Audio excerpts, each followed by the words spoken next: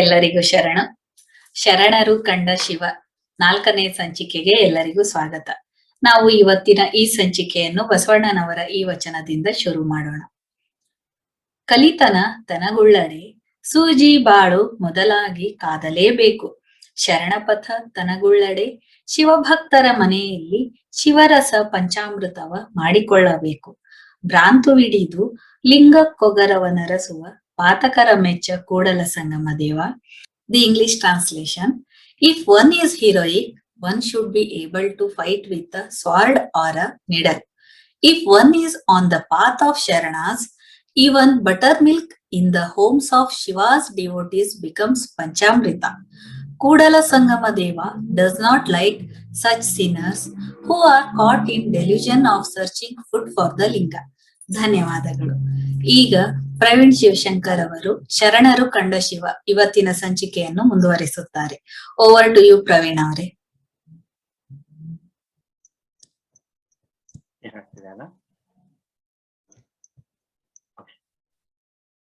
ಎಲ್ಲರಿಗೂ ಶರಣಾರ್ಥಿ.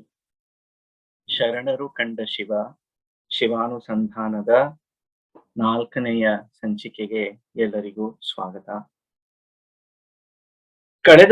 ಕಳೆದ ಬಾರಿ ನಾವು ಒಂದು ಮುಖ್ಯವಾದಂತಹ ಪ್ರಶ್ನೆಯನ್ನ ತಗೊಂಡಿದ್ವಿ.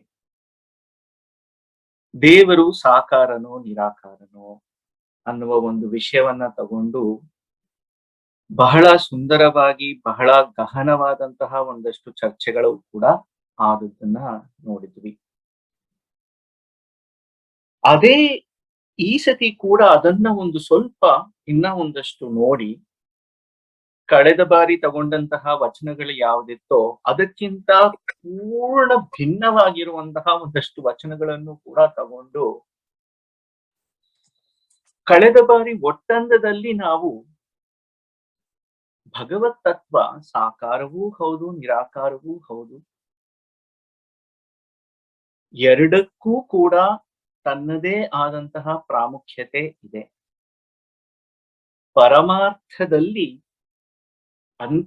ಪರಮಾರ್ಥದಲ್ಲಿ ಭಗವಂತನಿಗೆ ಯಾವುದೇ ಒಂದು ರೂಪ ಇದೆ ಅಂತ ಇದುವೇ ಆತನ ರೂಪ ಅಂತ ತೋರಿಸ್ಲಿಕ್ಕೆ ಆಗುದಿಲ್ಲ. ಇಲ್ಲ, ನಿರ್ಗುಣ ನಿರಾಕಾರ ಆ ಸಚ್ಚಿದಾನಂದ ಘನ ಸ್ವರೂಪ ಊಹೆಗೆ ನಿಲುಕದೇ ಇರುವಂತಹದ್ದು. ಪರಮಾರ್ಥತಃ ಅದೇ ಪರಮ ಸತ್ಯ.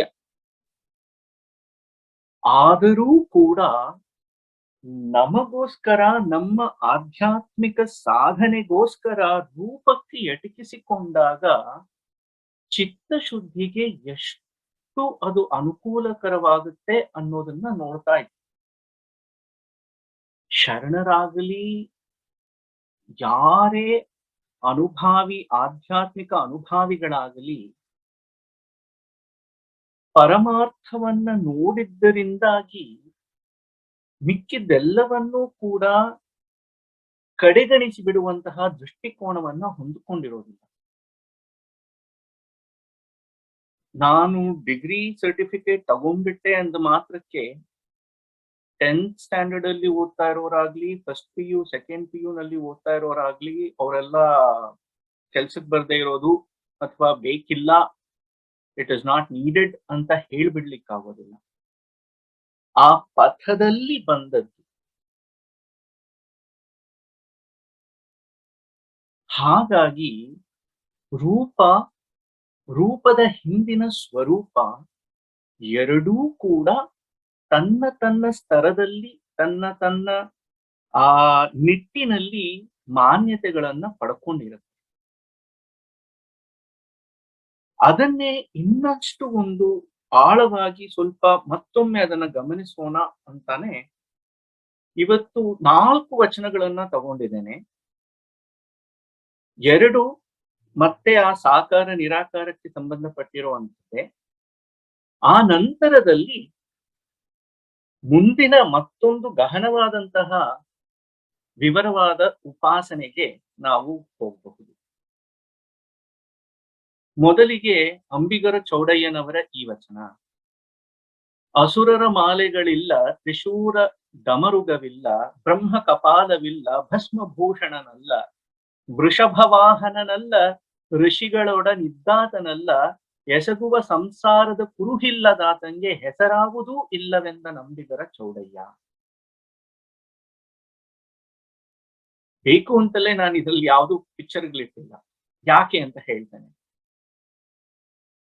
ಅಸುರರ ಮಾಲೆಗಳಿಲ್ಲ, ತ್ರಿಶೂಲ ಡಮರುಗವಿಲ್ಲ, ಬ್ರಹ್ಮ ಕಪಾಲವಿಲ್ಲ, ಭಸ್ಮಭೂಷಣನಲ್ಲ, ವೃಷಭವಾಹನನಲ್ಲ. ಯಾವುದೂ ಅಲ್ಲ, ಇದ್ಯಾವುದೂ ಅಲ್ಲ. ಎಸಗುವ ಸಂಸಾರದ ಕುರುಹಿಲ್ಲದಾತನಿಗೆ ಯಾವುದನ್ನ ಆ ಭಗವತ್ ತತ್ವವನ್ನ ಮುಂಚೆ ಕೂಡ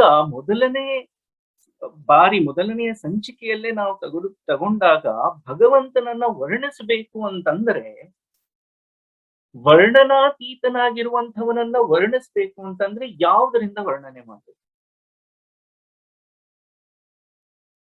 ನಮಗೆ ಯಾವುದು ಕೈಗೆ ಎಟಕುತ್ತೋ ಅದನ್ನಿಟ್ಟುಕೊಂಡು ನಾವೇನಾದ್ರೂ ಮಾಡ್ತೇವೆ. ಅವನು ಹೇಗಿದ್ದ ಗೊತ್ತಾ? ಒಳ್ಳೆ ದಡಿಯ ಕೋಣ ಇರುತ್ತಲ್ಲ ಆ ತರ ಇದ್ದ ಅಂತ ಅಂದ್ಬಿಟ್ಟು ಹೇಳಿದ್ರೆ, ಯಾಕೆ ಕೋಣ ಕಂಡಿರೋ ಒಂದು ಚಿತ್ರ ತಲೆಯಲ್ಲಿ ಉಂಟು.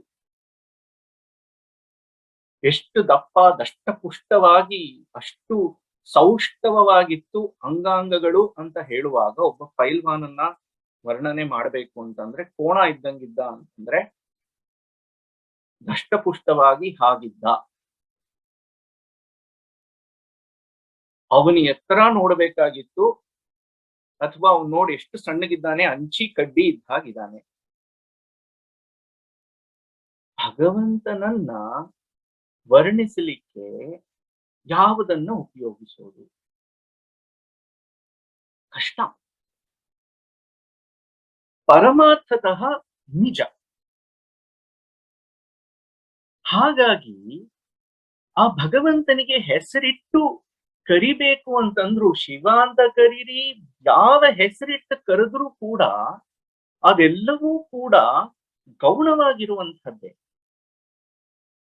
ಹಾಗಂದ ಮಾತ್ರಕ್ಕೆ ನಮಗೆ ಎಟಕಿಸ್ಕೊಳ್ಬೇಕು ಅಂತಂದ್ರೆ ನಾವೇನ್ ಮಾಡ್ಬೇಕು?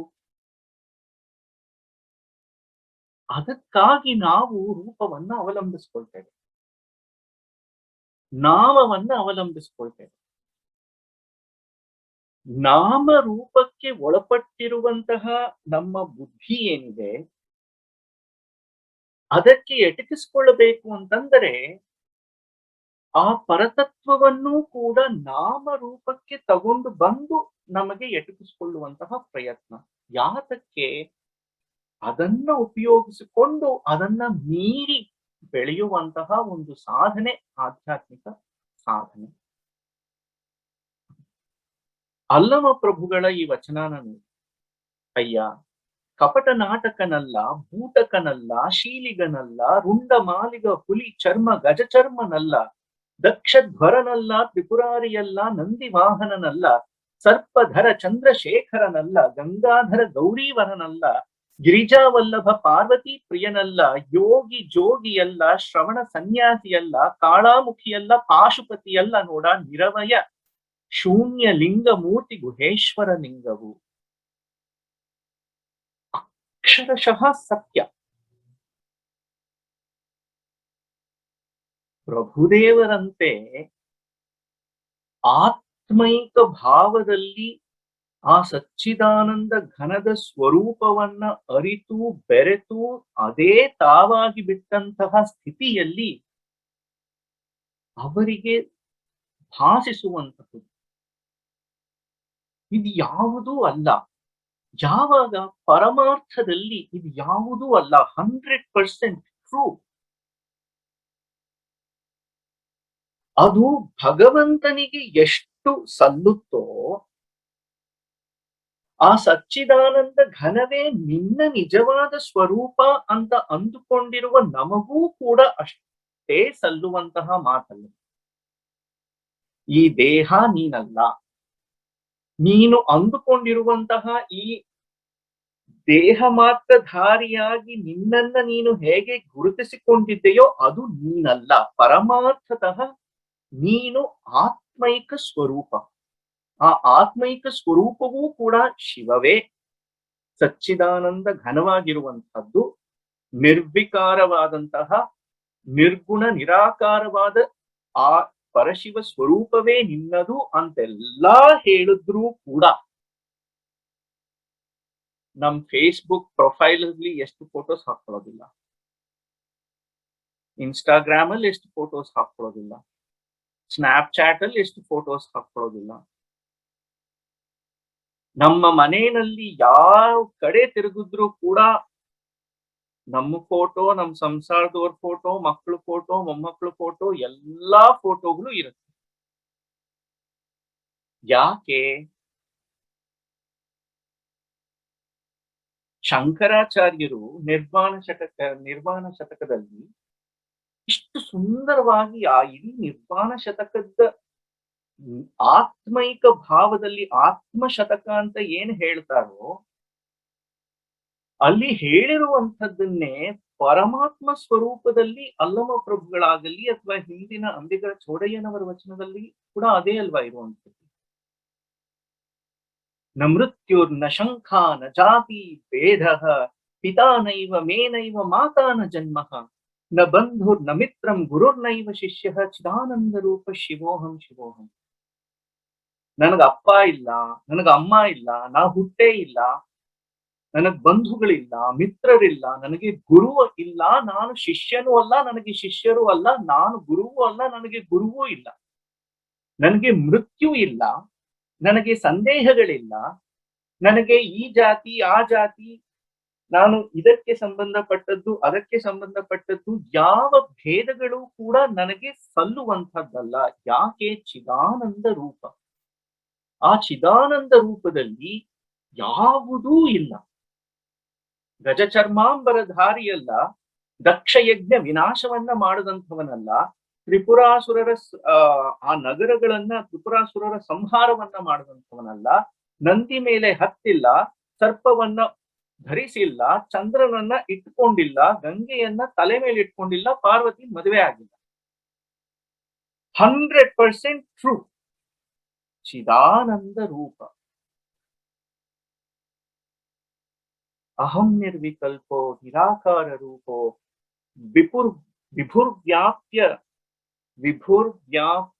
ವಿಭುರ್ವ್ಯಾಪ್ಯ ಸರ್ವತ್ರ ಸರ್ವೇಂದ್ರಿಯಾಣ. ಎಲ್ಲ ಇಂದ್ರಿಯಗಳನ್ನೂ ಕೂಡ ಆವರಿಸಿಕೊಂಡು ಅದರೊಳಗೆ ಬೆರೆತು ಅದೆಲ್ಲವನ್ನು ಮೀರಿರುವಂಥದ್ದು ಚಿದಾನಂದ ರೂಪ ಶಿವೋಹಂ ಶಿವೋಹಂ.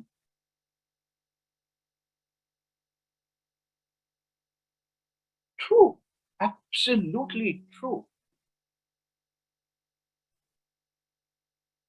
ಆದರೂ ಕೂಡ ಆ ಫೋಟೋ ನಾನು ಹಾಕೊಂಡಿದ್ದೀನಿ ಅಂತಂದ್ರೆ ಆ ಆತ್ಮ ಪರಮೈಕ ಸ್ವರೂಪದಲ್ಲಿ ಅಪ್ಪ ಇಲ್ಲ, ಅಮ್ಮ ಇಲ್ಲ, ಹೆಂಡತಿ, ಗಂಡ, ಮಕ್ಕಳು, ಮೊಮ್ಮಕ್ಕಳು ಯಾವುದೂ ಇಲ್ಲ ಅಂತನ್ನುವಾಗ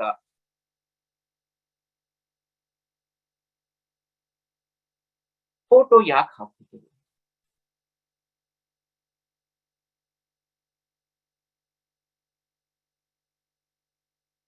ನೋಡಿದಾಗ ಏನಾಗುತ್ತೆ? ನನ್ನ ತಂದೆ ತಾಯಿ,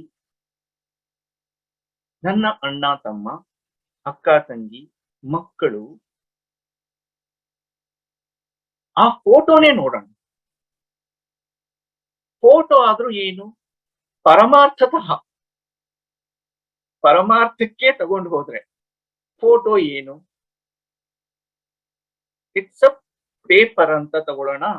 ಅದು ಅಲ್ವಾ cells. At the end of the day, it is just a cellular structure. Even over there, if you go, ಎಷ್ಟು ಸೆಲ್ಫೀಸ್ ಕಿತ್ತಿದ್ದು ರಾಮ ರಾಮ ರಾಮ. ತಿಂದಿದ್ದು ಕೂತಿದ್ದು, ನಾನ್ ಹೀಗ್ ತಿಂದೆ, ಹೀಗ್ ಕೂತೆ, ಇದನ್ನ ತಿಂತಿದ್ದೀನಿ, ಈ ತರ ಹಲ್ಲುಚ್ತೀನಿ ಅನ್ನೋದ್ರಿಂದ ಹಿಡಿದು ಎಲ್ಲಾ ಸೆಲ್ಫಿಗಳು ತಗೊಂಡು ಹಾಕ್ತೀವಿ. ಆ ಸೆಲ್ಫಿಗಳಾದ್ರೂ ಏನು? ಪರಮಾರ್ಥತಃ ones and zeros digital photo ones and zeros. This is my photo ಅಂತ ಅಂದ್ಬಿಟ್ಟು ಬರೇ ಒನ್ಸು ಝೀರೋಸ್ ಹಾಕ್ತಿವಾ? ಇನ್ನ ಮೂಲಕ್ ಹೋಗೋಣ. ವೋಲ್ಟೇಜ್ 1 ಬಂತು ಅಂದ್ರೆ ವೋಲ್ಟೇಜ್ ಗೋಸ್ ಅಪ್, 0 ಬಂತು ಅಂದ್ರೆ voltage goes down. Where electric current passes, it doesn't pass. ಅಷ್ಟೇ. At the end of the day electron charge ಆಯ್ತಾ, ಚಾರ್ಜ್ ಹೋಯ್ತಾ. ಎಷ್ಟು ಪರಮಾರ್ಥಕ್ಕೆ ಎಷ್ಟು ತನಕ ಹೋಗ್ತೀವಿ? ಎಲ್ಲ ಫೋಟೋಗಳು ಕೂಡ ಅವಾಗ ತೆಗಿತೀವ?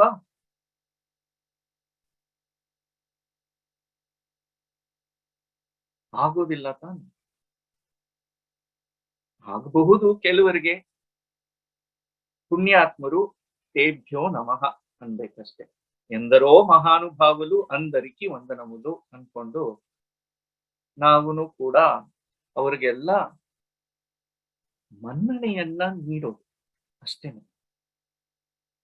That is true. It's very hard.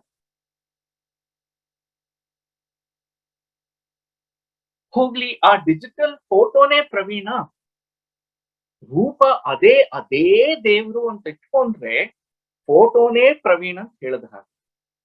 ಅಲ್ಲೂ ಕೂಡ ನಾನ್ ಚಿಕ್ಕಂದಿನ ಫೋಟೋ ತೋರಿಸ್ಬಿಟ್ಟು ಇದು ಪ್ರವೀಣ ಅಂತ ಹೇಳೋದಾ, ನಾನು MS ಮಾಡುವಾಗಿನ ಫೋಟೋ ತೆಗೆದು ಇದನ್ ಪ್ರವೀಣ ಅಂತ ಅನ್ನೋದಾ, ಈಗಿರೋ ಈ ತಲೆ ನೋಡ್ಬಿಟ್ರಂತೂ ಹೀಗೆ ಒಂದ್ ಕಾಲದಲ್ಲಿ ಹೀಗೂ ಇದ್ಯಾ ಅಂತ ಅನ್ಸುತ್ತೆ. ನೀನಾ ಇದು ಅಂತ ಅಂದ್ಬಿಟ್ಟು, ಛೇ ಇದು ಪ್ರವೀಣನೇ ಅಲ್ಲ, ಎಷ್ಟು ಕೂದ್ಲಿತ್ತು ನೋಡು ನಿನ್ಗೆ ಅಂತ ಅಂದ್ಬಿಟ್ಟು ಎಣಿಸ್ಲಿಕ್ಕೂ ಈಗ ಒಂದೂ ಇಲ್ವೇ? ದಿಸ್ ಇಸ್ ನಾಟ್ ಪ್ರವೀಣ್ ಅಂತ ಅಂದ್ಬಿಟ್ರೆ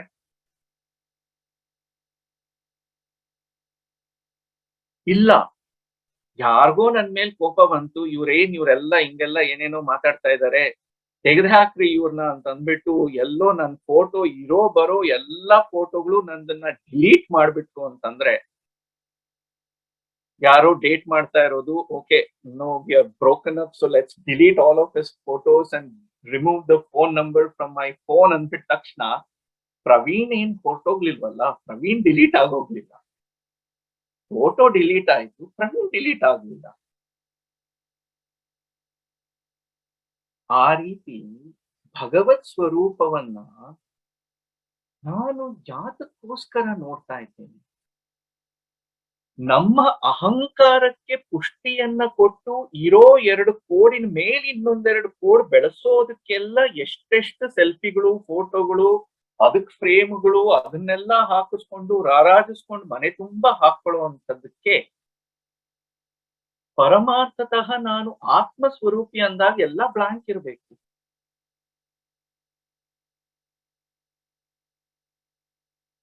ಎಲ್ಲ ಒಟ್ಟಂದದಲ್ಲಿ ಪ್ರತಿಯೊಂದು ಚೆನ್ನಾಗಿರುವಂತಹ ಎಲ್ಲದರ ಸಂಕೇತವಾಗಿ ನಾನು ರೂಪವನ್ನ ಕೊಟ್ಟು ಆ ರೂಪಾನುಸಂಧಾನದ ಮೂಲಕ ಒಳ್ಳೆಯದು ಪ್ರತಿ ಬಾರಿ ನನ್ನ ಮನಸ್ಸಿನಲ್ಲಿ ಸ್ಫುರಣೆ ಆಗ್ತಾ ಆಗ್ತಾ ಆಗ್ತಾ ಚಿತ್ತಶುದ್ಧಿ ಆಗ್ತಾ ಇದೆ ಅಂತಂದರೆ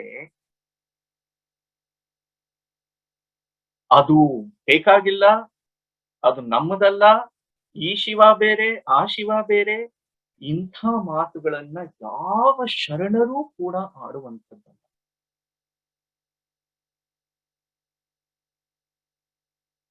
ಇದು ಕೂಡ ಯಾರಿಗುಂಟು? ಭಾವಿಸದವ್ರಿಗುಂಟು. ಇಷ್ಟು ಸುಂದರವಾಗಿ ಅದ್ಭುತವಾಗಿರುವಂತಹ ವಚನ, ಅಮೇಜಿಂಗ್ ವಚನ. ಈ ವಚನನ ನಾನು ಇದೇ ರೀತಿ ಎಲ್ಲ ಕಡೆ ಹಾಕ್ಬಿಟ್ಟೆ ಅಂತಂದ್ರೆ, ಪ್ರಿಂಟ್ ಮಾಡಿ ಮಾಡಿ ಮಾಡಿ ಈ ಟೊರಾಂಟೊ ಬೀದಿನಲ್ಲಿ ನಡ್ಕೊಂಡು ಹೋಗ್ತಾ ಇರೋ ಪ್ರತಿಯೊಬ್ಬರ ಕೈಗೂ ಕೊಟ್ಟೆ ಅಂತಂದ್ರೆ ಏನಾಗುತ್ತೆ? ಕನ್ನಡ ಬರುತ್ತಾ? ಕನ್ನಡ ಬಂದಿದ್ರೂ ಕೂಡ ಇದನ್ನ ಓದಿ ಅರ್ಥ ಮಾಡ್ಕೊಳ್ಳಿಕ್ಕಾಗತ್ತಾ? ಅವರಿಗೆ ಉಂಟು. ಯಾಕೆ? ಯಾರಿಗೆ ಕನ್ನಡ ಗೊತ್ತಿಲ್ವೋ, ಓದಲಿಕ್ಕೆ ಬರೋದಿಲ್ವೋ, ಅವ್ರೇನ್ ನೋಡ್ತಾರೆ? ಎಷ್ಟು ಜನ ನಾರ್ತ್ ಇಂಡಿಯನ್ಸ್ನೆಲ್ಲ ಕೇಳಿದ್ರೆ ಕ್ಯಾ ರೇ ತೇರಿ ಕನ್ನಡ ಮೇ ತೋ ಬಸ್ ಚಕ್ಲಿ ಚಕ್ಲಿ ಕೋಡ್ಬಲೆ ಕೋಡ್ಬಲೆ, ಗುಂಡ್ ಗುಂಡ್ ಗುಂಡ್ ಗುಂಡ್ ಗುಂಡ್ ಗುಂಡ್ ಕಾಣಿಸ್ತಾ ಇದೆ ಅಷ್ಟೇ, ನನಗೆ ಇದ್ರಲ್ಲಿ ಏನು ಅರ್ಥ ಇಲ್ಲ. ಯಾಕೆ? ಯಾವುದರ ಪರಿಚಯವೇ ಇಲ್ಲವೋ ಅದರಲ್ಲಿ ನಾನು ಅರ್ಥವನ್ನ ಕಂಡು ಹಿಡಿಬೇಕು ಅಂದ್ರೆ ಅದರಲ್ಲಿ ನನ್ನ ಅನುಸಂಧಾನವನ್ನ ಮಾಡಬೇಕು. ಕನ್ನಡ ಓದ್ತೀನಿ, ನನಗೆ ಇಲ್ಲಿ ಕನ್ನಡ ಲಿಪಿಗಳು ಗೊತ್ತಾಗುತ್ತೆ, ಆ ಲಿಪಿಯ ಹಿಂದಿನ ಅರ್ಥ ಸ್ಫುರಣೆಯಾಗುತ್ತೆ. ಆ ರೀತಿ ಸ್ವರೂಪವೂ ಕೂಡ, ರೂಪವೂ ಕೂಡ ಆ ರೂಪಕ್ಕೆ ಅರ್ಥವನ್ನ ನಾವು ಕೊಡ್ತೇವೆ. ಯಾರಿಗೆ ಆ ರೂಪದಲ್ಲಿ ಅರ್ಥ ಕಾಣಿಸೋದಿಲ್ಲವೋ ಅವ್ರಿಗೆ ಇದನ್ನ ಕಟ್ಕೊಂಡು ಏನಾಗ್ಬೇಕು? ಬೇಡ. That is fine, that's totally fine. Currency note ತಗೊಳ್ಳಿ, $5, $100, $5,000 ನೋಟ್. ಪರಮಾರ್ಥತಃ ಅದಕ್ಕೆ ಏನಾದ್ರೂ ವ್ಯಾವಹಾರಿಕವಾಗಿನೇ ನೋಡೋಣ, ಬೆಲೆ ಇದೆಯಾ? ಅದಕ್ಕೆ ಕರೆನ್ಸಿಗೆ ಬೆಲೆ ಎಲ್ಲಿ ಬರುವಂತದ್ದು? ಅಲ್ಲಿ I promise the bearer of this note a sum of ₹500 ಅಂತ ಅಂದ್ಬಿಟ್ಟು ಬರೆದು RBI ಗವರ್ನರ್ ಸಿಗ್ನೇಚರ್ ಮಾಡಿದಾರಲ್ಲ, ಅದು ಬೆಲೆ ಇರುವಂತದ್ದು. ಆ ನಂಬಿಕೆಯ ಮೇಲೆ ನಾವು ವ್ಯವಹಾರಗಳನ್ನ ಮಾಡ್ತೇವೆ.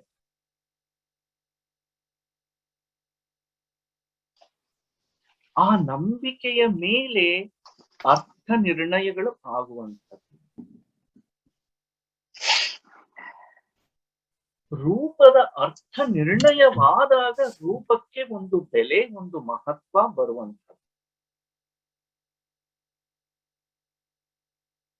ಆ ಅರ್ಥ ನಿರ್ಣಯವನ್ನ ನಾವು ಮಾಡ್ಕೊಳ್ಳಿಲ್ಲ ಅಂತಂದ್ರೆ ಭಗವಂತನಿಗೆ ಏನೂ ನಷ್ಟ ಇಲ್ಲ. ನಾನು ಎಲ್ಲಾ ಫೋಟೋಸ್ನು ತೆಗೆದು ಬಿಡ್ತೇನೆ, ನನ್ನ ಸಂಸಾರ, ನಮ್ಮ ಅಪ್ಪ ಅಮ್ಮನ ಫೋಟೋಸು ನನಗೆ ಎಲ್ಲೂ ಬೇಡ ಅಂತ ಎಲ್ಲ ತೆಗೆದಿಟ್ಬಿಟ್ಟು, ಯಾಕೆ? ಕೇವಲ ಆತ್ಮರೂಪ ಆತ್ಮರೂಪ ಆತ್ಮರೂಪ ಅಂತ ಅಂದ್ಬಿಟ್ಟು ಎಲ್ಲಾ ತೆಗೆದ್ರೆ ನಷ್ಟ ಏನಿಲ್ಲ, ಅವ್ರೇನ್ ಹೋಗ್ಬಿಡೋದಿಲ್ಲ.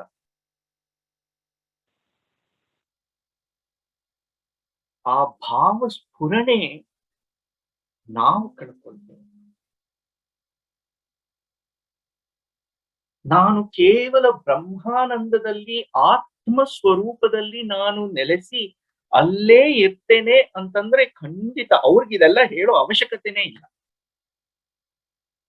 ಯಾಕೆ ಅಂತಂದ್ರೆ ಫೋಟೋ ಇರ್ಲಿ ಇಲ್ದೆ ಹೋಗ್ಲಿ, ಇಟ್ ಡಸಂಟ್ ಬಾದರ್. ಚಿದಾನಂದ ರೂಪ ಶಿವೋಹಂ ಶಿವೋಹಂ. ಸ್ಥಾವರವನ್ನ ಪೂಜಿಸ್ತೀವ, ಜಂಗಮವನ್ನ ಪೂಜಿಸ್ತೀವ, ಅಲ್ಲೂ ಕೂಡ ಯಾಕೆ ಇದನ್ನ ಮತ್ತೆ ನಾನು ವಿಮರ್ಶಿಸ್ಲಿಕ್ಕೆ ಬಂದೆ ಅಂತಂದ್ರೆ, ಸ್ಥಾವರ ಜಂಗಮಾತ್ಮಕ ಉಪಾಸನೆಯ ಶೈಲಿಯಲ್ಲೂ ಕೂಡ ಬರತಕ್ಕಂತಹ ಪ್ರಶ್ನೆಗಳನ್ನೇ ನಾವು ಇಲ್ಲಿಯೂ ಕೂಡ ನೋಡ್ತಾ ನೋಡ್ತಾ ಬರ್ತೇವೆ.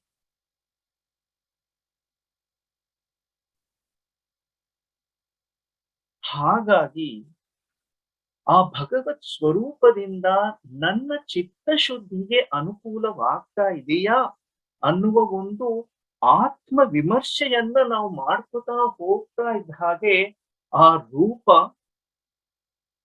ಮಹತ್ತರವಾಗಿ ಹೋಗುತ್ತೆ, ಅರ್ಥಪೂರ್ಣವಾಗಿ ಹೋಗುತ್ತೆ. ಅದಕ್ಕೂ ಕೂಡ ನಾವು ಕಟ್ಟು ಬೀಳೋದಿಲ್ಲ. ಆಗ ಅದನ್ನ ಮೀರಿ ಕುರುಹುಗೆಟ್ಟು ಹೋಗಬೇಕು ಅಂತ ಎಷ್ಟೋ ವಚನಗಳಲ್ಲಿ ಪದೇ ಪದೇ ಹೇಳ್ತಾ ಇರುವಂತದ್ದು.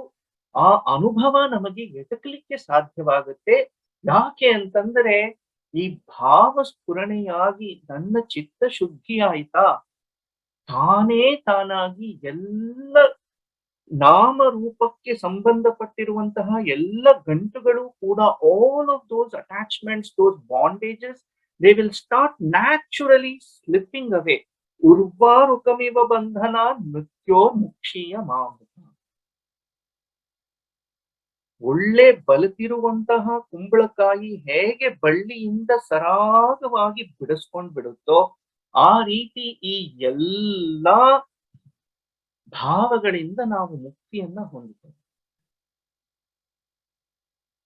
ಅದರ ಒಂದು ಅನುಸಂಧಾನದ ಒಂದು ಪಥ ಉಪಾಸನೆ.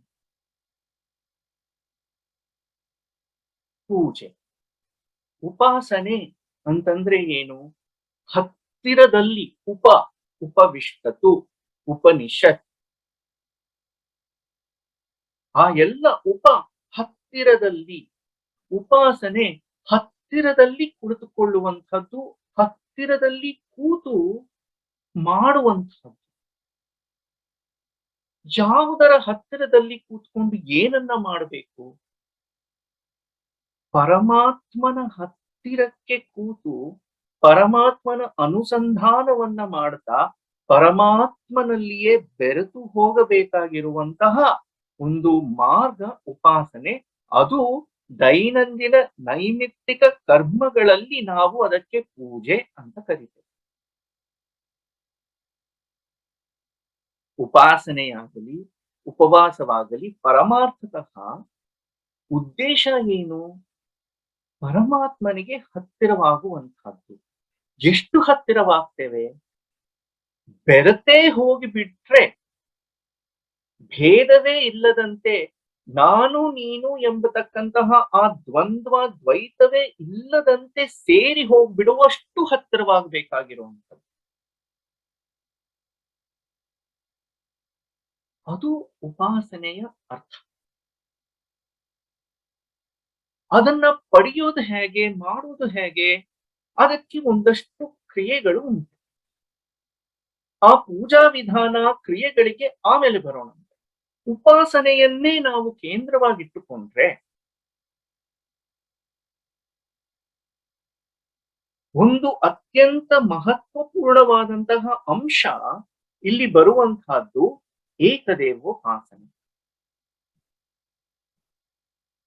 ಏಕದೇವೋಪಾಸನೆಯ ಹಿಂದಿನ ಅರ್ಥ ಏನು, ಮಹತ್ವ ಏನು? ಈಗಾಗಲೇ ನೋಡಿರೋ ಹಾಗೆ ಎಷ್ಟು ಆ ಪರಮಾತ್ಮಾನುಸಂಧಾನ ಎಷ್ಟು ಕಷ್ಟ ಅನ್ನೋದು. ಏನೂ ಇಲ್ಲದೆ ಇರುವಂಥದ್ದನ್ನ, ಇದಾವುದು ಅಲ್ಲ ಅಲ್ಲ ಅಲ್ಲ ಅನ್ನುವಂಥದ್ದನ್ನ ನಾನು ಹೇಗೆ ಕೂಡಲಿ, ಹೇಗೆ ಸೇರಲಿ, ಹೇಗೆ ಬೆಸೆಯಲಿ? ನಾನು ಬಸವನಗುಡಿಗೆ ಹೋಗ್ಬೇಕು ಅಂತಂದ್ರೆ ಫಸ್ಟ್ ನೀವೆಲ್ಲಿದ್ದೀರಾ ಅಂತ ಕೇಳ್ಬೇಕು. ಡೈರೆಕ್ಷನ್ ಯಾರಿಗಾದ್ರೂ ಕೊಡ್ಲಿಕ್ಕೂ ಮುಂಚೆ ನೀವೆಲ್ಲಿದ್ದೀರಾ ಅಂತ ಕೇಳ್ಬೇಕು. ಅದನ್ನ ಕೇಳದಿರಾನೇ ಬಸವನಗುಡಿಗೆ ನಾನು ಡೈರೆಕ್ಷನ್ ಕೊಡ್ತೀನಿ ಅಂತಂದ್ರೆ ಅಪ್ಪ ಬಸವನಗುಡಿಗೆ ಹೋಗ್ತಾರೋ, ಹರಿಶ್ಚಂದ್ರ ಘಾಟ್ಗೆ ಹೋಗ್ತಾರೋ, ಇನ್ನೆಲ್ಲಿಗೆ ಹೋಗ್ತಾರೋ, ರಾಜಾಜಿನಗರಕ್ಕೆ ಹೋಗ್ತಾರೋ, ಮಲ್ಲೇಶ್ವರಂಗೆ ಹೋಗ್ತಾರೋ, ದೇವರಿಗೆ ಗೊತ್ತು. ನೀವೆಲ್ಲಿದ್ದೀರಾ ಅಂತ ಕೇಳಿ ನೀವಿರುವ ಸ್ಥಳದಿಂದ ಬಸವನಗುಡಿ ತಲುಪಲಿಕ್ಕೆ ನೀವು ಈ ಮಾರ್ಗ ತಗೊಳ್ಳಿ ಅಂತ ಅಂದ್ಬಿಟ್ಟು ಹೇಳಲಿಕ್ಕೆ ಸರಿ ಹೋಗುತ್ತೆ. ಎಲ್ಲಿದ್ದೀವಿ ಅನ್ನೋದನ್ನ ತಿಳ್ಕೊಳ್ಳುವಂತಹದ್ದು ಯಾರು? ಗುರುವಾಗಲಿ, ಜಂಗಮರಾಗಲಿ, ಯಾರೇ ಆಗಲಿ ಮಾರ್ಗವನ್ನ ತೋರಿಸೋದಕ್ಕೆ ಸಹಾಯ, ಮಾರ್ಗವನ್ನ ತಿಳಿಯಲಿಕ್ಕೆ ಸಹಾಯವನ್ನ ಖಂಡಿತ ಮಾಡ್ತಾರೆ. ಆದರೆ ಅವರು ಸಹಾಯ ಮಾಡ್ಬೇಕಂತಂದ್ರೂ ಕೂಡ ನಾವು ಮೊದಲು ಹೇಳ್ಬೇಕು, ನಾನು ಇಂಥ ಕಡೆ ಇದ್ದೀನಿ, ಇಲ್ಲಿದ್ದೀನಿ ಅಂತ. ಆಮೇಲೆ ನೀವು ನಡ್ಕೊಂಡ್ ಬರ್ತೀರಾ, ಬಸ್ಸಲ್ಲಿ ಬರ್ತೀರಾ, ಸೈಕಲ್ ತುಳ್ಕೊಂಡ್ ಬರ್ತೀರಾ, ಟೂ ವೀಲರ, ಕಾರ, ಒನ್ ವೇ ಎಲ್ಲಿದೆ, ಟೂ ವೇ ಎಲ್ಲಿದೆ, ಎಲ್ಲ ಅವರು ಸಂಚರಿಸಿ ಬಂದಿರ್ತಾರಲ್ಲ ಆ ಮಾರ್ಗದಲ್ಲಿ ಅವರು ಆಗ ನೀವು ಹೀಗ್ ಬನ್ನಿ, ಹೀಗ್ ಬನ್ನಿ, ಹೀಗ್ ಬನ್ನಿ. ಗೂಗಲ್ ಮ್ಯಾಪ್ಸ್ ಆದ್ರೂ ಸರಿನೇ. ಗುರು ಯಾತಕ್ ಬೇಕು? ಗೂಗಲ್ ಮ್ಯಾಪ್ಸ್ ಇದೆಯಲ್ಲ ಅಂತಂದ್ರೆ ಸರಿನಪ್ಪ, ಗೂಗಲ್ ಮ್ಯಾಪ್ಸ್ ಅಲ್ಲೂ ನಾವು ಫಸ್ಟ್ ಒಂದು ಸ್ಟಾರ್ಟಿಂಗ್ ಪಾಯಿಂಟ್, ಡೆಸ್ಟಿನೇಷನ್ ನಾವು ಸ್ಪೆಸಿಫೈ ತಾನೇ ಮಾಡ್ಬೇಕು. ಅದಕ್ಕಾದ್ರೂ ನಾನು ಲೊಕೇಶನ್ ಆಕ್ಸೆಸ್ ಕೊಡ್ಲಿಲ್ಲ ಅಂತಂದ್ರೆ ನಾ ಎಲ್ಲಿದ್ದೀನಿ ಅನ್ನೋದು ಅದಕ್ಕೆ ತಾನೇ ಎಲ್ಲಿ ಗೊತ್ತಾಗುತ್ತೆ.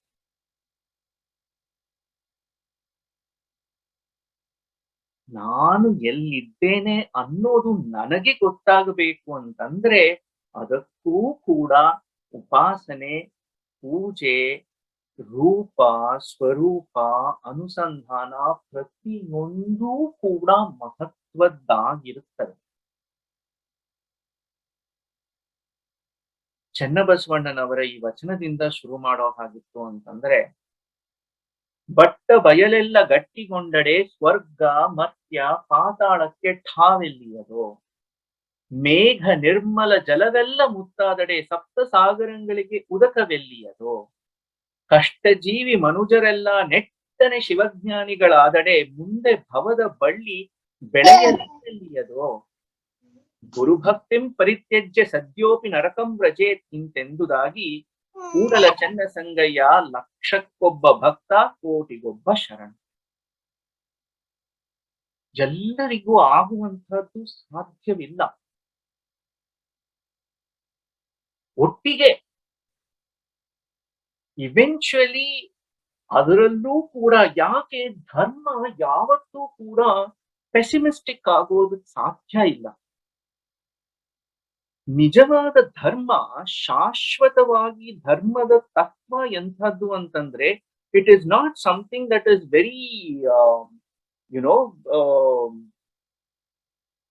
it is not negative. It is not going to make you despondent that, oh my God, all of this is like useless.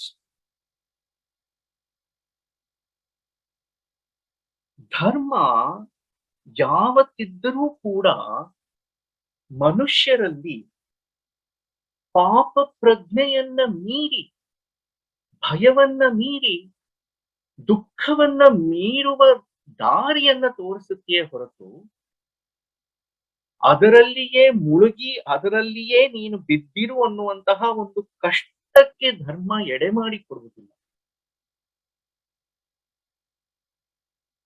ಎಲ್ಲರಿಗೂ ಉಂಟು. ಸ್ವಲ್ಪ ಲೇಟ್ ಆಗಿ ಕೆಲವರಿಗಾಗತ್ತೆ, ಕೆಲವರಿಗೆ ಬೇಗನೆ ಆಗತ್ತೆ. ಕೂತಲ್ಲಿಯೇ ಬ್ರಹ್ಮಾನಂದ ಪಡ್ಕೊಳ್ಳುವಂತಹ ಪುಣ್ಯಾತ್ಮರು ಇದ್ದಾರೆ, ಇರ್ಲಿ, ಸಂತೋಷ. ನನಗಾಗ್ತಾ ಇಲ್ಲ, ಖಂಡಿತ 100% ನಾ ಹೇಳ್ತೇನೆ. ಈಗಲೂ ಕೂಡ ಪೂಜೆ ಕೂತ್ಕೊಂಡೆ ಅಂತಂದ್ರೆ ಅಡಿಗೆಗೆ ಏನ್ ಮಾಡ್ಲಿ ಅನ್ನೋ ಯೋಚನೆ ತಲೆಗೆ ಬಂದೇ ಬರುತ್ತೆ. ಅಷ್ಟರ ಮಟ್ಟಿಗೆ ನನ್ನ ಬ್ರಹ್ಮಾನಂದ ಇನ್ನ ನನ್ನ ಕೈಗೆ ಬರುವಂಥದ್ದಲ್ಲ. ಆದರೆ ಹಾಗಂತ ಇದೆಲ್ಲವೂ ನಿರರ್ಥಕ ಅಂತ ಬಿಟ್ಟನ, ಅದರಿಂದ ಆಗಬಹುದಾದಂತಹ ಒಂದಷ್ಟು ಏನು ಪಕ್ವತೆ ಇದೆಯಲ್ಲ ಅದನ್ನ ನಾ ಕಳ್ಕೊಳ್ತೇನೆ ಅಷ್ಟೇ. ದೇವ್ರಿಗೂ ಹಾನಿ ಇಲ್ಲ, ಪೂಜೆಗೂ ಹಾನಿ ಇಲ್ಲ, ಯಾವುದಕ್ಕೂ ಏನು ನಷ್ಟವಿಲ್ಲ. ಟೈರ್ ಪಂಚರ್ ಮಾಡ್ಕೊಂಡು ಸ್ಟೆಪ್ನಿ ಗಿಪ್ನಿ ಹಾಕೊಂಡು ನಾನು ಮತ್ತೆ ಓಡಿಸ್ಕೋಬಹುದು, ಬಟ್ ಅಷ್ಟರ ಮಟ್ಟಿಗೆ ನಂದು ಡಿಲೇ ಆಯ್ತು ಅಷ್ಟೇನೆ, ಇನ್ನೇನಿಲ್ಲ. Nothing to worry. ಎಷ್ಟು ಕಷ್ಟ ಅಂತಂದ್ರೆ ಅದಕ್ಕೆ ಚನ್ನಬಸವಣ್ಣನವರು ಲಕ್ಷಕ್ಕೊಬ್ಬ ಭಕ್ತ ಕೋಟಿಗೊಬ್ಬ ಶರಣ. ಭಕ್ತಿ ಮಾಡುವಂಥದ್ದು, ಉಪಾಸನೆ ಮಾಡುವಂಥದ್ದು ಬಹಳ ಬಹಳ ಕಷ್ಟ. ಹೇಳ್ಕೋತೇವಿ ನಾವು, ಪ್ರತಿದಿನ ಪೂಜೆ ಮಾಡೋದೇ, ಗಂಟೆ ಗಟ್ಲೆ ಕೂತ್ಕೊಂಡು ಗಂಟೆ ಬಾರಿಸ್ತಾ ಇದ್ರೆ ಫುಲ್ಲು ಮೂವೀಸ್ ಅಲ್ಲಿ ತೋರಿಸ್ತಾರಲ್ಲ, ಎಲ್ಲ ಶಂಖ ಜಾಗಟೆಗಳು ಬಣ ಬಣ ಬಣ ಬಣ ಬಣ ಅನ್ಕೊಂಡು ದೇವರೇ ಹೆದರ್ಕೊಂಡ್ಬಿಟ್ಟು ಬಂದ್ಬಿಡ್ಬೇಕು, ಸಾಕಪ್ಪ ನಿಲ್ಸು ಅಂತಂದು ಅಷ್ಟು ಜೋರಾಗಿ ಭರ್ಜರಿಯಾಗಿ ಪೂಜೆ ಮಾಡ್ತೇವೆ. ಯಾಕೆ ಮಾಡ್ತೇವೆ? ಅದರಿಂದ ನನ್ನ ಒಳಗಡೆ ಏನಾಗ್ತಾ ಇದೆ, ಆ ಪೂಜೆಯ ಪರಿಭಾಷೆ ಏನು ಅನ್ನೋದು ಸ್ಫುರಣೆ ಆಗಲಿಲ್ಲ ಅಂತಂದ್ರೆ ಬರಬರ ಭಕ್ತಿ ಅರೆಯಾಗಿತ್ತು. ಬಸವಣ್ಣವರೇ ಹೇಳಿದ್ರಲ್ಲ, ಮೊದಲನೆಯ ದಿನ ಹಣೆ ಮುಟ್ಟಿ, ಎರಡನೆಯ ದಿನ ಕೈ ಮುಟ್ಟಿ, ಮೂರನೆಯ ದಿನಕ್ಕೆ ತೂಕಡಿಕೆ ಕಾಣಿರಣ್ಣ. ಇದೇ ಆಗುವಂಥದ್ದು. ಮೊದಲನೇ ದಿನ ಫುಲ್ಲು ತಲೆ ಬಗ್ಗಿಸ್ಕೊಂಡು ಹಾಗ್ ಅನ್ಕೊಂಡು ಹೀಗ್ ಅನ್ಕೊಂಡು ಅರ್ಧ ಗಂಟೆ, ಮುಕ್ಕಾಲ್ ಗಂಟೆ, 1 ಗಂಟೆನೂ ಕೂತ್ಕೊಂಡು ಜಪ ಮಾಡಿದ್ದೆ. ಎರಡನೇ ದಿನ 1 ಗಂಟೆ ಜಾಸ್ತಿ ಆಗುತ್ತೆ, ಅರ್ಧ ಗಂಟೆ ಮಾಡೋಣ. ದೇವ್ರಿಗೆ ಏನ್ ಪರವಾಗಿಲ್ಲ, ಹೇಳ್ಬಿಟ್ಟಿದಾರಲ್ಲ, it is okay, doesn't matter ಅಂತಂದ್ಬಿಟ್ಟು ಮೂರನೇ ದಿನಕ್ಕೆ ಅದಕ್ಕೂ ಕತ್ರಿ. ನಷ್ಟ ಇಲ್ಲ, ಖಂಡಿತ ದೇವ್ರ ಕೋಪ ಮಾಡ್ಕೊಳ್ಳೋದಿಲ್ಲ. ಭಯ ಪಟ್ಕೊಳ್ಬೇಡಿ, ಭಯ ಖಂಡಿತ ಪಟ್ಕೊಳ್ಬೇಡಿ. ಏನಾಗುತ್ತೆ, ಆ ಆಧ್ಯಾತ್ಮಿಕ ಮಾರ್ಗದಲ್ಲಿ ನಾನ್ ನಡಿಬೇಕು ಅನ್ನೋ ಉದ್ದೇಶ ಇಟ್ಟುಕೊಂಡಿದ್ದರೆ ಅಷ್ಟರ ಮಟ್ಟಿಗೆ ಅದಕ್ಕೆ ಬೇಕಿರುವಂತಹ ಪರಿಪಕ್ವತೆ ಡಿಲೇ ಆಗುತ್ತೆ. ಹಾಗಿದ್ರೆ ಪೂಜೆ ಮಾಡ್ಲೇಬೇಕಾ? ನೋ. ಅದಕ್ಕೋಸ್ಕರನೇ ಕಣ್ಣಲ್ಲಿ, ನಿನ್ನ ಆಚರಣೆಯಲ್ಲಿ, ನಿನ್ನ ಭಾವದಲ್ಲಿ ಅತ್ಯತಃ ಭಾವ ಭಾವ ಭಾವ. ಹಿಂದಿನ ಸರಣಿಯಲ್ಲಿ ನಾವೊಂದು ವಚನವನ್ನ ನೋಡಿದ್ವಿ. ನರ ಕೂರಂಬಿನ ಲೆಚ್ಚ ಅವಂಗೊಲಿದೆ, ಪುಷ್ಪಬಾಣದಲ್ಲಿ ನಿನಗೆ ಹೊಡೆದಂತಹ ಕಾಮನನ್ನ ಸುಟ್ಟಾಕ್ಬಿಟ್ಟಿಯಲ್ಲ ಅಂತಂದು. ಅಷ್ಟು ಚೂಪಾದ ಬಾಣದಲ್ಲಿ ಹೊಡೆದಂತಹ ಅರ್ಜುನನಿಗೆ ಅಷ್ಟು ಚೆನ್ನಾಗಿ ಒಲಿದು ಬಿಟ್ಟೆ ನೀನು, ಸುಕೋಮಲವಾದಂತಹ ಪುಷ್ಪ ಬಾಣವನ್ನ ಬಿಟ್ಟಂತಹ ಕಾಮನನ್ನ ಸುಟ್ಟಾಕ್ಬಿಟ್ಟಿಯಲ್ಲ. ಯಾಕೆ? ವ್ಯತ್ಯಾಸ ಏನು? ಭಾವದಲ್ಲಿ ವ್ಯತ್ಯಾಸ. ಅರ್ಜುನ ಆ ಪರಮೇಶ್ವರನನ್ನ ಮೆಚ್ಚಿಸೋದಕ್ಕೆ ತಪಸ್ಸನ್ನ ಮಾಡಿದಂಥದ್ದು, ಅವನನ್ನ ಒಲಿಸೋದಕ್ಕೆ ಭಕ್ತಿ ಪೂರ್ವಕವಾಗಿ ತನ್ನನ್ನ ಸಮರ್ಪಿಸಿಕೊಂಡು ಆ ಪರೀಕ್ಷೆಯಲ್ಲಿ ಮಾಡಿದಂಥದ್ದು. ಕಾಮಯಾತಕ್ಕಾಗಿ ಬಂದಿದ್ದ. ಆ ಭಾವ ವ್ಯತ್ಯಾಸ ಇರುವಂಥದ್ದು. ಹಾಗಿದ್ದರೆ ಈ ಏಕದೇವೋಪಾಸನೆಯ ಹಿಂದಿನ ಭಾವ ಏನು, ತತ್ವ ಏನು? ಇಷ್ಟೇ.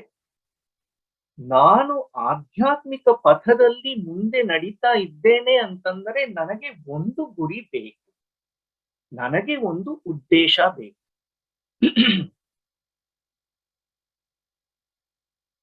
ನಾವೇನ್ ಮಾಡ್ತೇವೆ, ಮತ್ತೆ ನಮ್ಮ ದೈನಂದಿನ ಜೀವನಕ್ಕೆ ನಾವು ಅಳವಡಿಸ್ಕೊಂಡ್ರೆ, ಓದ್ತೀವಿ. ಯಾತಕ್ಕೋಸ್ಕರವಾಗಿ ಓದ್ತೀವಿ? ನಾನೊಂದಷ್ಟು ಜೀವನದಲ್ಲಿ ಸಾಧನೆಯನ್ನ ಮಾಡಬೇಕು. ಯಾವುದಾದ್ರೂ ಆಗಿರ್ಲಿ, ದುಡ್ಡಿಗೆ ಅಂತಾನೆ ಇಟ್ಕೊಳ್ಳೋಣ. ಕೆಲಸ ಮಾಡ್ತೇನೆ. ಯಾಕಪ್ಪ ಮಾಡ್ತೇನೆ? ದುಡ್ಡುಗೋಸ್ಕರ ಮಾಡ್ತೇನೆ. ಸರಿ, ಅದಕ್ಕೇನ್ ಮಾಡ್ಬೇಕು? ಓದ್ಬೇಕು. ಏನ್ ಓದ್ತೇನೆ? ಟಿಪಿಕಲ್ ಇಂಡಿಯನ್ ಪೇರೆಂಟ್ಸ್ ಅಂತ ಆದ್ರೆ ನೀನ್ ಡಾಕ್ಟರ್ ಆಗ್ಬೇಕು, ಇಲ್ಲ ಎಂಜಿನಿಯರ್ ಆಗ್ಬೇಕು. ಅದು ಬಿಟ್ಟು ಬೇರೆ ಏನಾದ್ರೂ ಆದ್ಯೋ ನಿನಗೆ ನಾಸ್ತಿ, ಹುಟ್ಟೇ ಇಲ್ಲ ಇವನು, ಇಲ್ವೇ ಇಲ್ಲ ಅನ್ನೋ ಆಗೋಗ್ತದೆ. ಸರಿ, ಎಂಜಿನಿಯರಿಂಗ್ ತಗೊಳ್ಳೋಣ. ಎಂಜಿನಿಯರಿಂಗ್ ತಗೊಂಡಾಗ ಫಸ್ಟ್ ಸೆಮಿಸ್ಟರ್ಸ್ ಅಲ್ಲಿ ಎಲ್ಲಾದ್ರದ್ದು ಒಂದಷ್ಟು ಕಲಿಸ್ತಾರೆ. ಎಲ್ಲಾನು ಒಂದಷ್ಟು ಜ್ಞಾನ ತಿಳ್ಕೊಂಡಿರಪ್ಪ, ಇಟ್ಕೊಂಡಿರು ಅಂತಂದ್ಬಿಟ್ಟು. ಬಟ್ ಆಮೇಲೆ ಸ್ಪೆಷಲೈಸೇಷನ್ ಅಂತೂ ಒಂದಕ್ಕೆ ನಾವು ಹೋಗ್ತಿರ್ತಾನೆ. ಅದನ್ನು ಪ್ರೀ ಡಿಟರ್ಮೈಂಡ್ ಆಗಿ electronics and communication, computer science, ಅದರಲ್ಲೂ ಕೂಡ ಎಲೆಕ್ಟ್ರಾನಿಕ್ಸ್ ಅಂಡ್ ಕಮ್ಯುನಿಕೇಶನ್ ಇಲ್ಲ ಕಂಪ್ಯೂಟರ್ ಸೈನ್ಸ್. ಯಾಕೆ? ಸಾಫ್ಟ್ವೇರ್ ಇಂಜಿನಿಯರ್ ಆಗ್ಬಿಡಬಹುದು ಅಂತಂದ್ಬಿಟ್ಟು. ನಾನು ಎಲೆಕ್ಟ್ರಾನಿಕ್ಸ್ ಅಂಡ್ ಕಮ್ಯುನಿಕೇಶನ್ ಓದ್ತಾ ಇರುವಾಗ ಆ ಸೆಮಿಸ್ಟರ್ ಅಲ್ಲಿ ನಾನು ಮೆಕ್ಯಾನಿಕಲ್ ಕೂಡ ಪಾಸ್ ಮಾಡ್ತೇನೆ, ನನಗೆ ಮೆಡಿಕಲ್ ಅಲ್ಲೂ ಇಷ್ಟ ಇದೆ, ನಾನು ಮೆಡಿಕಲ್ ಕೂಡ ಪಾಸ್ ಮಾಡ್ತೇನೆ, ಮೆಡಿಕಲ್ಗೂ ಓದ್ತೀನಿ, ಎಲೆಕ್ಟ್ರಾನಿಕ್ಸ್ ಅಂಡ್ ಕಮ್ಯುನಿಕೇಶನ್ ಓದ್ತೀನಿ, ಮೆಕ್ಯಾನಿಕಲ್ ಇಂಜಿನಿಯರಿಂಗ್ ಓದ್ತೀನಿ, ಸಿವಿಲ್ ಇಂಜಿನಿಯರಿಂಗು ಓದ್ತೀನಿ, ಎಲ್ಲಾನು ಓದ್ಬಿಟ್ಟು ಎಲ್ಲಾದ್ರಲ್ಲೂ ಡಿಗ್ರಿ ತಗೋತೀನಿ ಅಂತಂದ್ರೆ ಓದ್ತಾನೆ ಇರಪ್ಪ ಅಂತ ಹೇಳ್ಬೇಕಾಗುತ್ತೆ. ನೀ ಗ್ರಾಜುಯೇಟ್ ಆಗೋದಿಲ್ಲ, ಓದ್ತಾನೆ ಇರು ಅಂತಂದ್ರೆ. ಅಷ್ಟೆಲ್ಲ ಮಾಡಾಗಿಯೂ ಕೂಡ ಕೆಲಸ ಮಾಡ್ತೀನಿ ಅಂತಂದ್ರೆ ಏನಂತ ಮಾಡ್ತೀರಾ? ಮೆಕ್ಯಾನಿಕಲ್ ಇಂಜಿನಿಯರ್ ಅಂತ ಅಂದ್ಬಿಟ್ಟು ಮೆಕ್ಯಾನಿಕಲ್ ಇಂಜಿನಿಯರಿಂಗ್ ಮಾಡ್ತೀರಾ? ಡಾಕ್ಟರ್ ಓದಿದ್ದೀನಿ ಅಂತ ಅಂದ್ಬಿಟ್ಟು ಮೆಡಿಕಲ್ ಕ್ಲಿನಿಕ್ ಓಪನ್ ಮಾಡುವಂಥದ್ದ? ಎಲೆಕ್ಟ್ರಾನಿಕ್ಸ್ ಅಂಡ್ ಕಮ್ಯುನಿಕೇಶನ್ ಓದಿದ್ದೀನಿ ಅಂತ ಅಂದ್ಬಿಟ್ಟು ಹೋಗ್ಬಿಟ್ಟು AMD ನಲ್ಲೋ ಇನ್ನೊಂದ್ರಲ್ಲೋ ಹೋಗಿ ಕೆಲ್ಸಕ್ಕೆ ಸೇರ್ಕೋಬೇಕಾ? ಇಂಟೆಲ್ ಅಲ್ಲೋ ಮತ್ತೊಂದ್ರಲ್ಲಿ? ಒಂದನ್ನ ಹಿಡಿ, ಒಂದನ್ನ ಇಟ್ಟುಕೊಂಡು ಅದರ ಅನುಸಂಧಾನವನ್ನ ಮಾಡ್ತಾ ನೀನು ಅದನ್ನ ಪಡೆಯಲಿಕ್ಕೆ ಸಾಧ್ಯವಾಗುತ್ತೆ. ಬಾವಿ ತೋಡ್ಬೇಕು ಅಂತಂದ್ರೆ ಒಂದ್ ಕಡೆ ಅಗಿಬೇಕು. ನಾನ್ ಬಾವಿ ತೋಡ್ತೀನಿ ಅಂತ ಅಂದ್ಬಿಟ್ಟು ಒಂದೇಟ್ ಇಲ್ಲಿ, ಇನ್ನೊಂದೇಟ್ 5 ಕಿಲೋಮೀಟರ್ ಆದ್ಮೇಲೆ, ಇನ್ನೊಂದ್ ಏಟು 10 ಕಿಲೋಮೀಟರ್ ಆದ್ಮೇಲೆ ಅಂತ ಅಲ್ಲಲ್ಲಿ ಸುಮ್ನೆ ಕೆದಕೊಂಡು ಕೋಳಿ ನೆಲ ಕೆದ್ಕೋ ಹಾಗೆ ಕೆದಕ್ತಾ ಕೂತ್ಕೊಂಡೆ ಅಂತಂದ್ರೆ ಬಾವಿ ಆಗುತ್ತಾ? ಆ ಅರ್ಥದಲ್ಲಿ ಬರುವಂತಹದ್ದು ಏಕದೇವೋಪಾಸನೆ. ದೇವನೊಬ್ಬ, ನಾಮ ಹಲವು, ಪರಮ ಪತಿವ್ರತೆಗೆ ಗಂಡನೊಬ್ಬ, ಮತ್ತೊಂದಕ್ಕೆರಗಿದಡೆ ಕಿವಿಮೂಗ ಕೊಯ್ವನು, ಹಲವು ದೈವದ ಎಂದೆಲ ತಿಂಬವರ ನೇನೆಂಬೆ ಕೂಡಲ ಸಂಗಮ ದೇವ. ಬಸವಣ್ಣನವರ ವಚನ.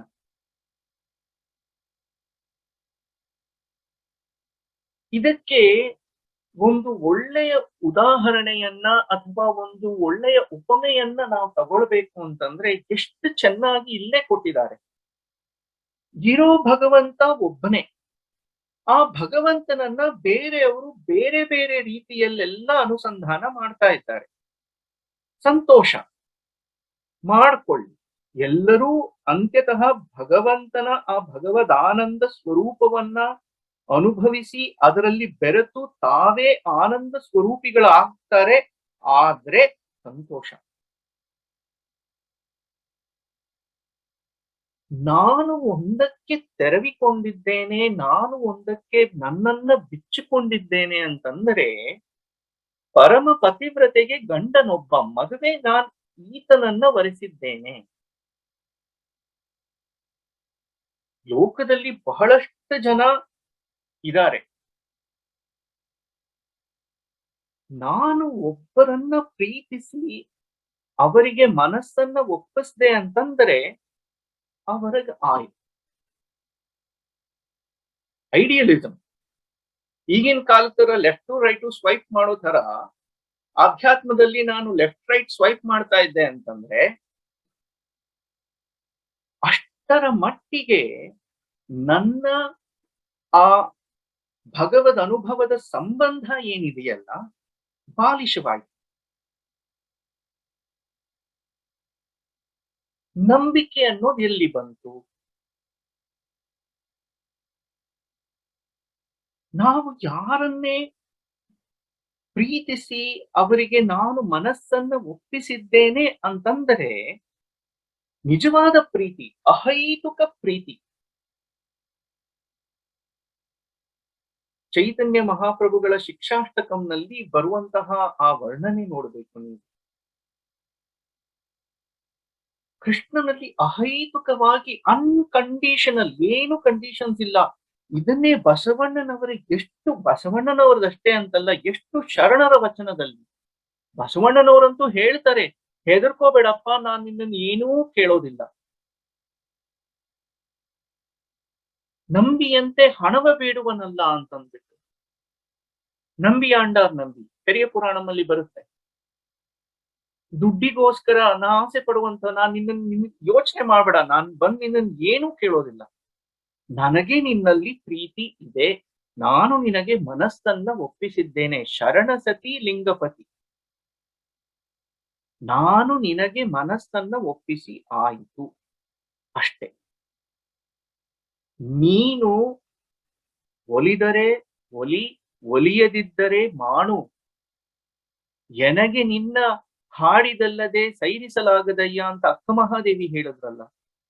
ಎಂಥ ಪ್ರೀತಿ ಅದು! ನೀನ್ ಕೇಳಿದ್ರೆ ಕೇಳು. ಎಷ್ಟು ಜನಕ್ಕೆ ನಾವು ಹೇಳ್ತೀವಿ, ನಾನ್ ನಿನ್ನನ್ನ ಹೀಗ್ ಪ್ರೀತಿಸ್ತೇನೆ, ನೀನ್ ನನ್ನನ್ನ ಪ್ರೀತಿಸು ಬಿಡು, I don't care, I love you unconditionally ಹೇಳ್ತೀವಾ? ನಾನ್ ನಿನ್ಗೆ ಎಷ್ಟ್ ಸತಿ ಮೆಸೇಜ್ ಮಾಡಿದ್ದೀನಿ, ನಾನ್ ನಿನ್ಗೆ ಎಷ್ಟ್ ಸತಿ ಫೋನ್ ಮಾಡಿದ್ದೀನಿ, ನಾನ್ ನಿನ್ಗೆ ಎಷ್ಟ್ ಸತಿ ಇದ್ ಮಾಡಿದ್ದೀನಿ, ನಾನ್ ನಿನ್ಗೆ ಎಷ್ಟ್ ಸತಿ ಅಷ್ಟ್ ಮಾಡಿದ್ದೀನಿ, ನೀವ್ ಒಂದ್ಸತಿನೂ ನನ್ಗೆ ಇದ್ ಮಾಡಿಲ್ಲ. ಗಂಡ ಹೆಂಡತಿ ಆದ್ರೂ ನೋಡ್, ನಾನೇ ಅಡ್ಗೆ ಮಾಡ್ಬೇಕು, ನಾನೇ ತಿಂಡಿ ಮಾಡ್ಬೇಕು, ನಾನೇ ಊಟ ಮಾಡ್ಬೇಕು, ನೀವೇನ್ ಮಾಡಿದೀರ? ನಾನ್ ನಿನ್ಗೆ ಅಷ್ಟ್ ಮಾಡಿಲ್ವಾ, ಇಷ್ಟ್ ಮಾಡಿಲ್ವಾ, ಎಲ್ಲಾ ಲೇವಾದೇವಿ ವ್ಯವಹಾರ. ಭಗವಂತನಲ್ಲಿ ಅಂತಹ ಅಹೈತುಕವಾದಂತಹ ಪ್ರೀತಿ ಸಮರ್ಪಣೆಯನ್ನ ಮಾಡಿ ಆದ ಮೇಲೆ ಬೇರೆ ಯಾವುದರ ಚಿಂತೆ ಬರುವುದಿಲ್ಲ. ಅಷ್ಟೇನೆ. ಒಂದು ರೂಪ ಶಿವ, ಆ ಶಿವನಿಗೆ ನಾನು ಮನಸೋತೆ. ಇದಕ್ಕೆ ಅದ್ಭುತವಾದಂತಹ ನಿದರ್ಶನ ನಮಗೆ ಸಿಗುವಂಥದ್ದು ಪಾರ್ವತಿ ಕಲ್ಯಾಣ. ಪಾರ್ವತಿ ಪ್ರಿಯನಲ್ಲ, ಅದಲ್ಲ ಇದಲ್ಲ ಎಲ್ಲ ಸರಿ. ಆ ಭಕ್ತಿಯ ಮಹತ್ವವನ್ನ ತಿಳ್ಕೊಳ್ಳಿಕ್ಕೆ ನಮಗೆ ಆ ಗಿರಿಜಾ ಕಲ್ಯಾಣ, ಪಾರ್ವತಿ ಕಲ್ಯಾಣದಂತಹ ಒಂದು ಕಥೆ ಇರ್ಲಿಲ್ಲ ಅಂತಂದ್ರೆ ಎಷ್ಟು ನಷ್ಟ ನಮಗ್ ಮಾಡ್ಕೋತಾ ಇದ್ವಿ ನಾವು.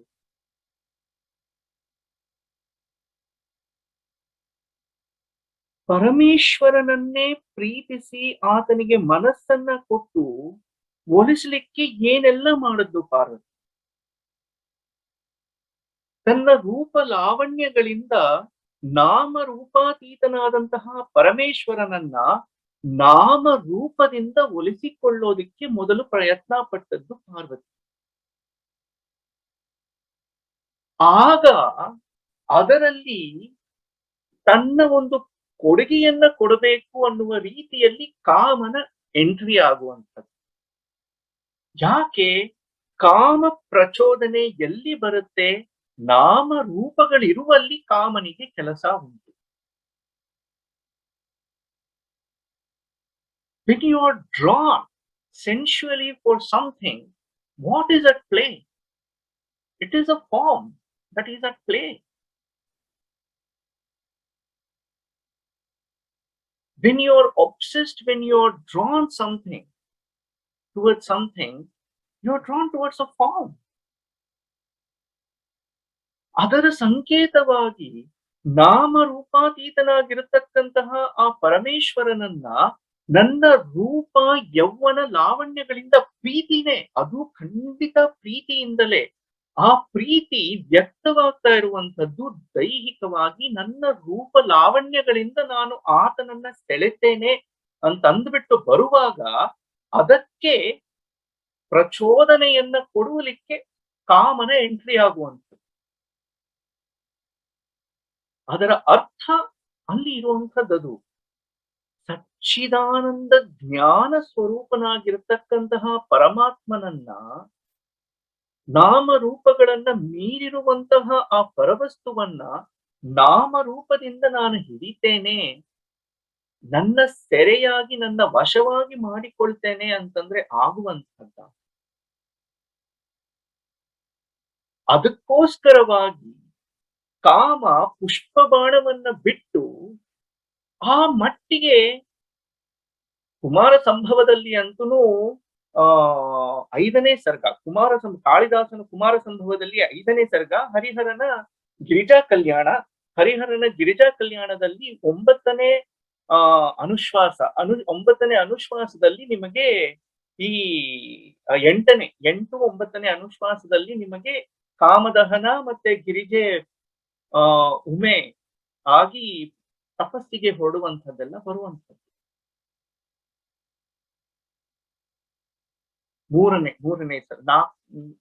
ಮೂರನೇ ಸರ್ಗದಲ್ಲಿ ಕುಮಾರ ಸಂಭವದಲ್ಲಿ 5ನೇ ಸರ್ಗಕ್ಕೆ ಅಲ್ಲಿ ಏನಾಗತ್ತೆ?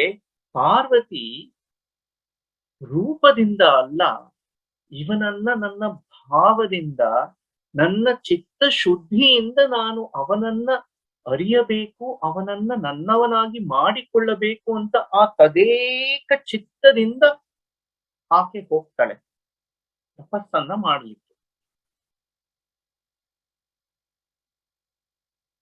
ಆ ಅಕಾಲದಲ್ಲಿ ಇದು ಕಾಮನ ಆಗಮನವಾಗಿ ಭಸ್ಮವಾದ ನಂತರ ಮುಂದೆ ಸಕಾಲದಲ್ಲಿ ವಸಂತಾಗಮನವಾದಾಗ 1 ಸಂವತ್ಸರ 1 ವರ್ಷ ಪಾರ್ವತಿ ತಪಸ್ಸನ್ನ ಮಾಡಿದಳು ಅಂತಂದ್ಬಿಟ್ಟು ಹರಿಹರ ಆ ತಪಸ್ಸಿನ ಕ್ಷೇತ್ರವನ್ನ ತನ್ನ ಪಂಪಾ ವಿರೂಪಾಕ್ಷ ಸನ್ನಿಧಿಯಲ್ಲಿ ಮಾಡಿಸ್ತಾನೆ. ಕಾಳಿದಾಸ ಹಿಮಾಲಯದಲ್ಲಿ. ಆಗುವುದೇನು? 1 ಸಂವತ್ಸರ ಕಳೆದ ನಂತರ ಪರಮೇಶ್ವರ ವಟುವೇಷಧಾರಿಯಾಗಿ ಪರೀಕ್ಷೆಗೆ ಬಂದು ಪಾರ್ವತಿಯನ್ನ ಕೇಳುವಂಥದ್ದು. ಯಾಕೆ ಆ ಶಿವನನ್ನ ನೀನು ಮದುವೆ ಆಗ್ತೀಯ? ಅವನಲ್ಲಿ ಏನಿದೆ? ನೀನ್ ನೋಡು, ರಾಜಕುಮಾರಿ ನೋಡಲಿಕ್ಕೆ ಎಷ್ಟು ಸುಂದರವಾಗಿದೆಯಾ, ಅವನು ಭಿಕಾರಿ, ದಿಗಂಬರ, ನೇಕೆಡ್ ಅಂತಲ್ಲ, ಇಡೀ ದಿಕ್ಕುಗಳನ್ನೇ ಯಾರು ತನ್ನ ಒಂದು ವಸ್ತ್ರವಾಗಿ ಧರಿಸ್ಕೊಂಡಿದ್ದಾನೋ, ದಿಕ್ಕುಗಳೇ ಯಾರಿಗೆ ವಸ್ತ್ರವಾಗಿದೆಯೋ ಆತ ದಿಗಂಬರ. ನೀನು ನೋಡು, ರೇಷ್ಮೆ ಸೀರೆಗಳನ್ನ ಹಾಕೊಂಡು ಇರುವಂತದ್ದೇನು, ನಿನ್ನ ಸುಕೋಮಲವಾದಂತಹ ಕೈಗಳೇನು, ಆ ಕೈಗಳು ಅಷ್ಟು ಒರಟಾಗಿರುವಂತಹ ಗಜ ಚರ್ಮವನ್ನ ಅದ್ರ ಪಕ್ಕ ಇತ್ತು ಅಂತಂದ್ರೆ ಎಷ್ಟು ಅಸಹ್ಯ ಆಗತ್ತೆ. ನಿನಗೇನ್ ಮಡಿ ಇಲ್ವಾ, ಮೈಲಿಗೆ ಇಲ್ವಾ?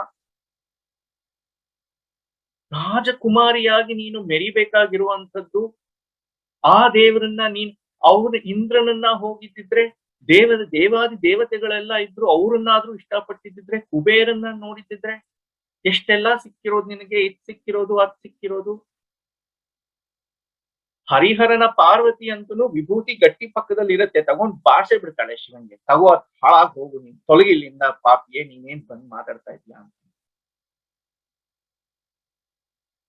ಕಾಳಿದಾಸನ ಕುಮಾರ ಸಂಭವದಲ್ಲಿ ಪಾರ್ವತಿ ಸಾತ್ವಿಕವಾಗಿನೇ ತನ್ನ ಸಖಿಗೆ ಹೇಳ್ತಾಳೆ, ಇವನನ್ನ ಇಲ್ಲಿಂದ ತೊಲಗಿಸು, ನನಗೆ ಇವನ ಹತ್ರ ಮಾತಾಡ್ಲಿಕ್ಕೆ ಇಷ್ಟ ಇಲ್ಲ. ಆಕೆ ಹೇಳುವಂತಹ ಮಾತು, ನಾನು ಮನಸ್ಸನ್ನ ಕೊಟ್ಟೆ, ನಾನು ಪ್ರೀತಿಸ್ದೆ, ಶಿವನಿಗೆ ನಾನು ಮನಸ್ಸನ್ನ ಕೊಟ್ಟಿದ್ದೇನೆ, ಶಿವನನ್ನ ಪ್ರೀತಿಸ್ತಾ ಇದ್ದೇನೆ, ಶಿವನಿಗೆ ಸಮರ್ಪಣೆ ಆಗಿ ಹೋಗಿಬಿಟ್ಟಿದ್ದೇನೆ, ನನಗೆ ಇನ್ಯಾವುದೂ ಬೇಡ. ಅವನು ಕೊಡ್ಲಿಕ್ಕಾಗದೆ ಇರುವಂತದ್ದೇನು?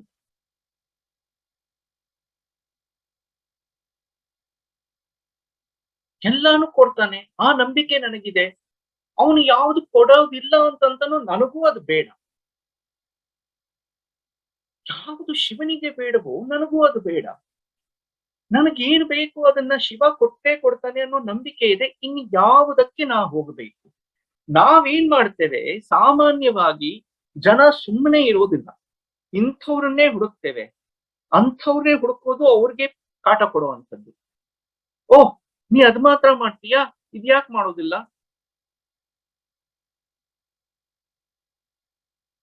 ಮನಸ್ಸನ್ನ ಒಬ್ಬರಿಗೆ ಕೊಟ್ಟಿದ್ದೇವೆ ಅಂತಂದ್ರೆ, ಓ ಅವಳನ್ನ ಮದ್ವೆ ಆಗ್ತಾ ಇದ್ಯಾ, ಇನ್ನೊಂದ್ ಸ್ವಲ್ಪ ಇನ್ನೊಬ್ರು ಯಾರಾದ್ರೂ ಸಿಕ್ಕಿರ್ಬೋದಾಗಿತ್ತಲ್ಲ. ಈ ವ್ಯವಹಾರವನ್ನ ಭಗವಂತನ ಜೊತೆಗೆ ಇಟ್ಟುಕೊಂಡ್ರೆ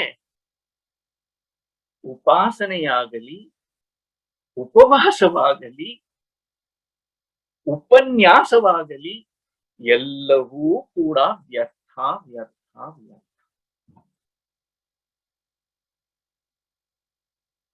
ಆ ಅರ್ಥದಲ್ಲಿ ನಾನು ಯಾವ ತತ್ವಕ್ಕೆ ಮನಸೋತಿದ್ದೇನೋ ಅದಕ್ಕೆ ಒಂದು ರೂಪ ಕೊಟ್ಟೆ, ಅದಕ್ಕೆ ಒಂದು ನಾಮವನ್ನ ಕೊಟ್ಟೆ, ಅದಕ್ಕೆ ನನ್ನ ಮನಸ್ಸನ್ನ ಕೊಟ್ಟೆ, ಮುಗೀತು. ಧರ್ಮ ಹೇಳೋದೇನು, ಒಂದಕ್ಕೆ ಅದನ್ನ ಇಟ್ಟುಕೋ. ನೀನು ಹೀಗೆ ಕಂಡರೂ, ಅದರಲ್ಲಿಯೇ ಸಾಧನೆ ಮಾಡಿದರೂ ಕೂಡ ನಿನಗೆ ಅಂತ್ಯತಃ ಮೋಕ್ಷ, ಆ ಬ್ರಹ್ಮಾನಂದ ಪ್ರಾಪ್ತಿ, ನೀನಿರುವಾಗಲೇ ಆ ಬ್ರಹ್ಮಾನಂದ ಪ್ರಾಪ್ತಿ ಸಾಧ್ಯವಾಗುತ್ತದೆ ಅನ್ನುವ ಭರವಸೆಯನ್ನ, ಆಶ್ವಾಸನೆಯನ್ನ ಎಲ್ಲ ದಾರ್ಶನಿಕರು, ಶರಣರು ಕೂಡ ಅದನ್ನೇ ಹೇಳಿಕೊಂಡು ಬಂದಿದ್ದಾರೆ.